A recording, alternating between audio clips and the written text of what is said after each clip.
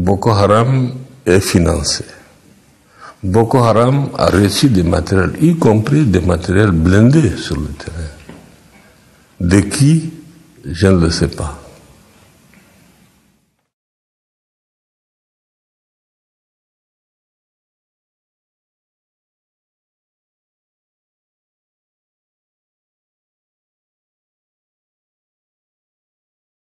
Alors, c'est vrai que dans les attentats kamikazes, les djihadistes nigérians utilisent des explosifs de fabrication française. Bonjour Olivier Four. Bonjour. Merci d'être avec nous. Vous êtes spécialiste des questions militaires à RFI. Vous avez mené l'enquête. Quelles sont vos conclusions, Olivier? Alors, je voudrais pas qu'il y ait de malentendus autour de ce sujet. Jusqu'à preuve du contraire, la France n'arme pas Boko Haram. Les sous-munitions dont on parle et qui ont été retrouvées sont des sous-munitions de bombes Beluga, des bombes qui sont bien de fabrication française, mais qui ont été livrées à l'armée régulière nigériane au début des années 80, il y a 35 ans. Donc ce pays avait acheté des bombes à sous-munitions de ce type, fabriquées par Matra, pour équiper ses avions d'attaque Alpha Jet, des avions d'ailleurs dont elle dispose encore en certain nombre. Et il faut préciser, Olivier, qu'à l'époque, aucun traité international n'interdisait la vente de ces armes. Oui, clairement. En 2008, vous savez qu'il y a eu la convention d'Oslo sur les sous-munitions, qui a été ratifiée et signée par un certain nombre de pays. Mais à l'époque, la fabrication, la vente et le stockage de ces armes étaient libres. Donc, à cette époque, un industriel français a vendu à l'armée nigériane des bombes de ce type qui, aujourd'hui, refont surface aux mains de Boko Haram. Alors la question qu'on se pose évidemment, c'est comment 30 ans après leur fabrication, ces armes françaises se retrouvent entre les mains de Boko Haram. Alors la réponse, on n'a pas de preuves formelles, mais enfin on a quand même quelques faisceaux d'indications. La réponse, on la connaît, c'est des prises de guerre, des pillages menés par Boko Haram. Vous savez qu'il y a eu certains stocks de l'armée nigériane qui ont été pillés. Vous savez que le matériel de guerre peut être stocké sur des bases aériennes, mais pas seulement. On peut être aussi enfoui dans des bunkers, des choses comme ça. Donc, c'est des armes qui ont pu être récupérées. C'est aussi du matériel qui a pu être abandonné par l'armée nigériane. Il faut dire que l'armée nigériane a plusieurs fois fui devant l'avancée de Boko Haram, Exactement. en laissant des casernes remplies d'armes. Remplies d'armements. Alors après, évidemment, ces armes sont récupérées et les artificiers de Boko Haram utilisent la substance active, c'est-à-dire l'explosif, et le corps de cette sous-munition. C'est l'équivalent en fait d'un obus de mortier. Oui, parce que ce sont des bombes, à l'origine des bombes pour des avions. Vous avez parlé d'avions Alpha Jet, donc ce sont des bombes qui pèsent plusieurs centaines de kilos. À l'origine, c'est ça. Ce sont des bombes qui font quasiment 3 mètres, qui pèsent 300 kilos. Mais ce sont des bombes à sous-munitions, donc à l'intérieur de ces bombes, ce sont des containers, en fait, il y a 151 grenades de 66 mm de diamètre, donc de 6 cm de diamètre. Ces grenades ont un effet dévastateur, surtout quand elles sont tirées en série. C'est-à-dire qu'en fait, ces munitions, c'était ce qu'on appelait à l'époque, maintenant c'est un peu disparu, des armes de saturation. C'est-à-dire que la bombe se détachait et éjectait ces 150 grenades sur une surface qui faisait à peu près 120 mètres par 40 mètres de large. Évidemment, Boko Haram n'utilise pas la totalité de la bombe, ils utilisent les composants de la bombe, donc ils récupèrent quelques sous-munitions qui font, chaque sous-munition fait à peu près 1,3 kg. C'est du métal préfragmenté, donc ça fait des dégâts, mais ça fait pas plus de dégâts finalement que d'autres composants qui entrent dans la fabrication de ces gilets explosifs, par exemple des obus de mortier, des obus ou des grenades. Ouais, donc 300 kilos de bombes, on démantèle quelques sous-munitions et ensuite Boko Haram les utilise donc pour les attentats kamikazes. Voilà ce qu'on peut dire. D'autres éléments de notre enquête. Ce qu'on peut dire aussi, c'est que évidemment le focus a été beaucoup mis sur ces munitions, mais Boko Haram utilise à peu près les artificiers de Boko Haram utilisent à peu près toutes les munitions et tout ce qu'ils peuvent trouver, sur leur adversaire. Ils peuvent récupérer une fois de plus des obus de mortier, des grenades, des choses. On va l'attaquer. L'avion qui est parti de Bangui, pays dont la France a reçu un mandat de maintien de la paix, pays dont le Cameroun a décidé de soutenir en donnant son espace pour le transit de l'assistance militaire, sanitaire, humanitaire. Comment pouvez-vous expliquer que les armes puissent partir de ce pays en guerre pour un État où il y a une relative accalmie, soi-disant le Tchad? Fort heureusement qu'à cette période, Déby est entré en conflit de mésentente. Après s'être engueulé avec le Drian à Dakar, sur la question de la Libye, a refusé que cet avion atterrisse en N'Djamena. Cet avion a atterri au Nigeria.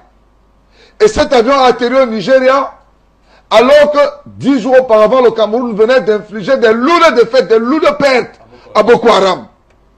Et comme par comble de miracle, dans cet avion se retrouvaient 2 chars, les 2 chars bombardés se retrouvent dans cet avion, avec des armes françaises. Et vous ne voulez pas qu'on accuse la France? Non, c'est trop.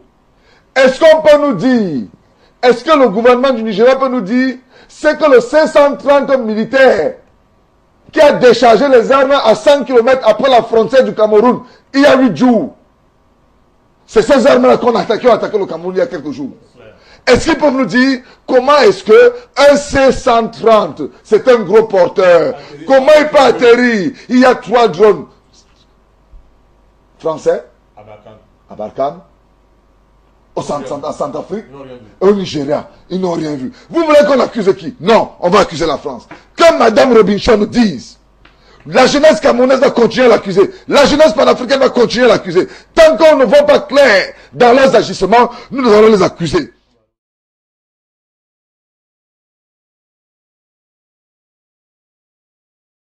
On a l'impression que c'est les méchants idéaux d'un film de science-fiction. Les méchants qui vont vous crier soi-disant Allahu Akbar, qui vont kidnapper des filles, comme c'était écrit dans les livres saints, qu'on pouvait voler les enfants, violer les enfants, etc. et les revendre. On a assisté à une campagne virale assez exceptionnelle en retour, donc qui émane à la base des États-Unis, qui disait « Bring back our girls hein, ». Ramenez-nous nos filles, ramenez les filles.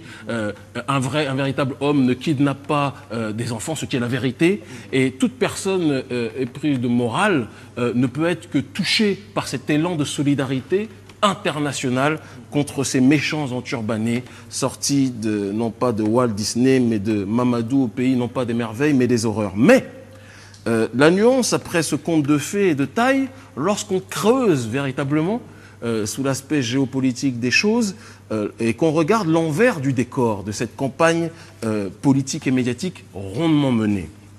On assiste à une similitude assez exceptionnelle avec ce qui s'est passé au Moyen-Orient avec des groupes prétendument salafistes, takfiristes, on pourrait même le dire, des personnes qui étaient capables de décapiter, d'égorger des co-religionnaires et qui, en réalité, dans leur manière d'agir, étaient les plus grands alliés, il faut le dire, des États-Unis dans leur volonté d'installer des bases militaires dans des régions du monde qui voulaient être contrôlées par l'impérialisme américain sans être dans le manichéisme le plus total. Et on voit en Afrique que derrière ces sympathiques, et c'est ironique de le dire, membres de Boko Haram, il y a quelque chose dont on parle très peu, l'Africom. Je ne sais pas si vous avez déjà entendu parler de l'Africom. Qui en a entendu parler autour de cette table? Non, personne. Alors, l'Africom, c'est un commandement militaire US spécialement dédié à l'Afrique, qui se déploie de manière spectaculaire, progressive mais spectaculaire sur le continent africain, comme par hasard dans des endroits où les richesses minières, où le pétrole est très présent. C'est un hasard, hein. On va pas dire que c'est simplement pour le pétrole que ces forces américaines sont là. Et ce groupe qui est Africom a été fondé par l'IASPS, donc c'est l'Institut d'avancée stratégique des études politiques, un think tank israélo-états-unien, tiens, convergence d'intérêts, mais on dira que c'est un hasard. Derrière le hasard se cachent peut-être parfois les khazars, mais bon bref, qui a pour objectif donc d'établir une politique de déploiement réel sur le continent africain dans toutes les zones où le pétrole, les richesses naturelles sont présentes. Et pour ce faire, ils sont dans une logique aujourd'hui d'exacerber les tensions. C'est quelque chose qu'on analyse et qu'on voit entre groupes ethniques différents, entre groupes religieux différents. Alors une stratégie aujourd'hui qui peut rejoindre la théorie de Zbigniew Brzezinski, l'américain, théoricien américain, qui dans sa logique d'arc de crise avait tracé tout un grand croissant, partant du Moyen-Orient qui s'est par la suite étendu au continent africain, de zones qu'il fallait balkaniser, fragiliser pour installer des bases militaires américaines. Là on est très loin du romantisme présenté par Obama ou Michelle Obama qui venait avec sa pancarte et qui disait « ramenez-nous nos enfants ». Derrière ces intérêts, derrière cette émotion suscitée de manière mondiale, il y a des intérêts militaro-industriels plus que jamais présent. Il y a aussi une volonté qui va dans le sens quelque part du plan Oded Yinon, plan israélien, comment dirais-je, d'exacerber, comme on disait tout à l'heure, les tensions, mais surtout de diaboliser aussi une partie de la population, qu'elle soit religieuse, en l'occurrence sur ce point, l'islam. Vous remarquerez que grâce à ces comédiens de Boko Haram qui se présentent comme des gardiens de la religion musulmane, et là je parle non pas en tant que chrétien, musulman ou autre, mais simplement en tant qu'analyste africain, le taux d'islamophobie a grossi de manière spectaculaire dans le monde grâce à ces gens qui se présentent comme des alliés, soi-disant, de la religion. Et on voit que, en effet, les personnes les plus excessives sur ce terrain sont bien souvent des gens qu'on peut qualifier d'idiots utiles, financés, et là c'est quelque chose que je vous demande d'étudier, de vérifier, et on en finira bientôt sur Internet, on a pu le constater clairement, c'est ce que le Nigerian Tribune a rapporté, financés par le Royaume-Uni et l'Arabie Saoudite, en particulier via le fonds fiduciaire Al-Muntada.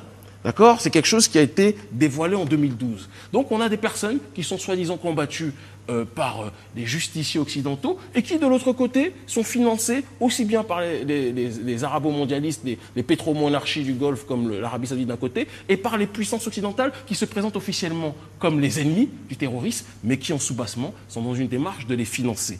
Et je donnerai juste une petite parabole, si Babacar me permet de conclure dessus, qui est intéressante. C'est un petit peu comme un boutiquier qui vient d'ouvrir son magasin. D'accord? Bien souvent, lorsqu'on voit la mafia qui veut être financée par justement ces boutiquiers qui s'installent sur un terrain qu'ils estiment être juteux, on voit bien souvent des casseurs pour fracasser la boutique et après la mafia dit, si vous voulez, on vous donne de la protection, on vous assure votre protection en échange d'une rémunération. Ben, c'est exactement ce qui se passe à l'échelle géostratégique.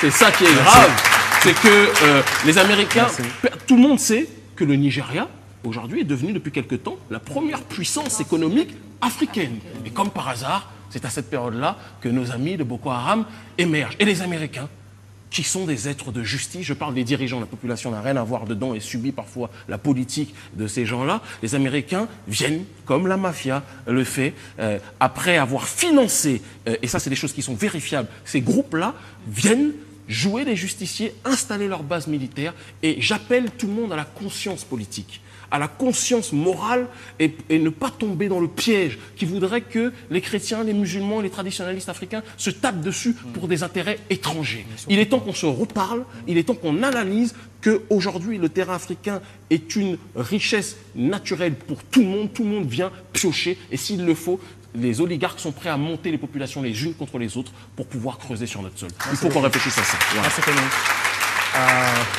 Est-ce que vous avez des réactions peut-être sur ça? Très belle analyse. Oui, trop belle même, je pense que ça...